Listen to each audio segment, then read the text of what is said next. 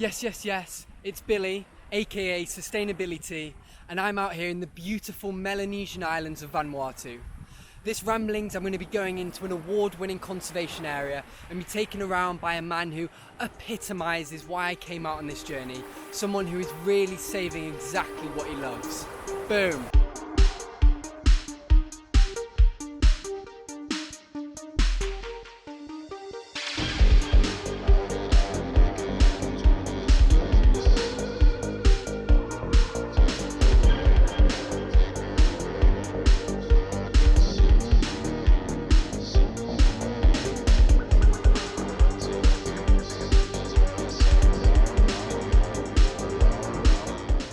I arrived into the picturesque village of Khole on the island of Santo to head over to the Loro Community Conservation Area. What originally drew me to here was because it's the first Indigenous owned certified forest carbon project in the Pacific. What a mouthful. But essentially yes, at a time where all of us need to start thinking about offsetting our carbon, having the opportunity to see how this is manifested on the ground was really good. But what I found when I was there was that it was a lot more than this. A revolutionary father and a son with some of the most beautiful thoughts about why we should conserve that I think I've ever heard. And I was being shown around by Carl, the son. So this site has been protected really as a protected area since the 80s and 90s. But until Live and Learn and the Naktau project came, not much was happening apart from it just sitting there. But what is there though is one of the last remaining untouched lowland rainforests on the island, and a load of secondary forest in a lot of trouble from invasive vines. If you look up there, it's already started to dry. There, the big tree started to dry. Why? Because the vines kill it. When the vines get all over the tree, it kills the tree. So that's why I'm doing this. We get rid of the vines and make the tree grows healthy and good, so that the pets will fly in and eat. And I can show you the food also, and I can benefit out the carbon. How the carbon stuff works. People like you and me pay to offset our carbon footprint.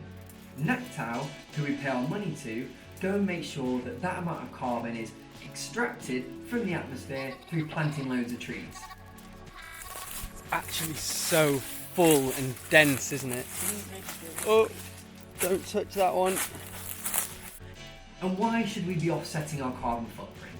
I mean, a disclaimer, wiping your carbon slate clean is not going to solve all the world's issues. I mean, we've got effing fossil fuel companies doing an absolute mazza, and the trees that would absorb all of this carbon are being chopped down for timber and agricultural land. So, essentially, the amount of carbon we emit is putting us in a right pickle. Oceans are warming like we're dropping 5 Hiroshima bombs on them every second. 2019 was the second hottest year on record, and just look at the Australian bushfires. It's ridiculous. So a good thing we can do is if we can give back to help support projects like this. The World Economic Forum recently said that climate action failure and biodiversity loss are in the top 3 global risks in terms of impact for this year.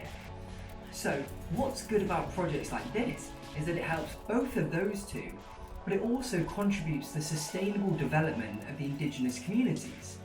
Yes, as well as the money going into restoring degraded secondary forests through the planting of local timber trees, which can then be harvested in around 15 years' time for money, and protecting super rare primary rainforest ecosystems, it also provides to a community fund, helping with development through things like rainwater tanks and school fees. Amazing! So, back on track. First amazing thing. Carl's father in the 80s started to notice the disappearance of the coconut crabs and how fast the forest was disappearing to create coconut plantations, which is the primary source of income for the village. So for him to give up 1/3 of his family's land, 220 hectares, is just astonishing. Apparently everyone thought he was mad, but Carl explains that he was actually a visionary and now understands completely how and why he did it. And we think that he is smart. He will sell our land to this guy. But sometimes later, he explains to us, no, the thing that I'm doing is not for me, it's for your future generations. And I questioned Carl, what would have happened if his father, the chief at the time, hadn't made this decision? Actually, I can recall in 1980, if we don't conserve that, we will lose the tree. A healthy environment means a lot for the people that live here, both in terms of culture, traditional practices and identity. Carl's enthusiasm for his work was inspirational and infectious. The way he walked me through his agroforestry garden, home to taro, bananas, kumala, yam, pawpaw, sugarcane, tomatoes, watermelon, all growing under the newly planted trees, just made me smile. Local cabbage, you don't need the meat. This one is local and makes you strong, kills the sick, and it makes you very healthy.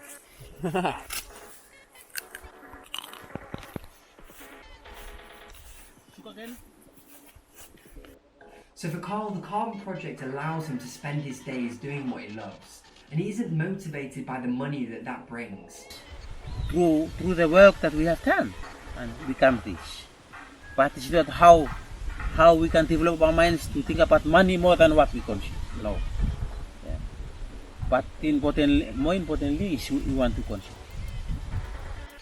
Carl, his family, and the village as well, all seem to understand what many people around the world don't, and that our world isn't just for us humans, it's for the animals too. So that we can plant more trees, so that we will have more birds. And the birds will have more food, because we plant the trees for us and for them, so that they will have the same as we. And the benefits from this conservation don't just stay local. It's like a storage for everyone. Not for us, but for everyone. And at the moment, we have more than we can pass on to other places that they haven't got. So we make this one as storage to make also others happy and have something as well. And finally, the sacrifices Carl is making, he believes he won't even see the results in his lifetime. A truly selfless act. We explain to them that the thing that we conserve is not for us, it's for the tomorrow, our generation. I was blown away by all this, but as I got into the primary forest, the energy and the happiness that Carl had been harbouring, I got it. I felt like I was in somewhere completely special. The trees were almost prehistoric. This is the most ridiculous tree I think I've ever seen.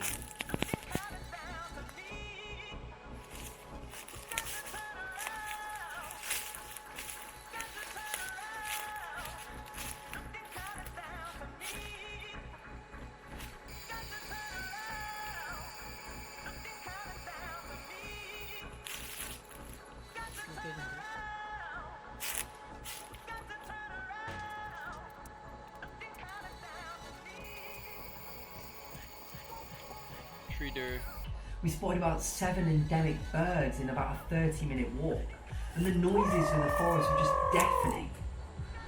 I left this place a better person than when I arrived. This is amazing. And I find that a lot of the time when I go somewhere as special as this, but it's becoming harder and harder to find. And that's why we need to protect that which we have left and restore that which is gone.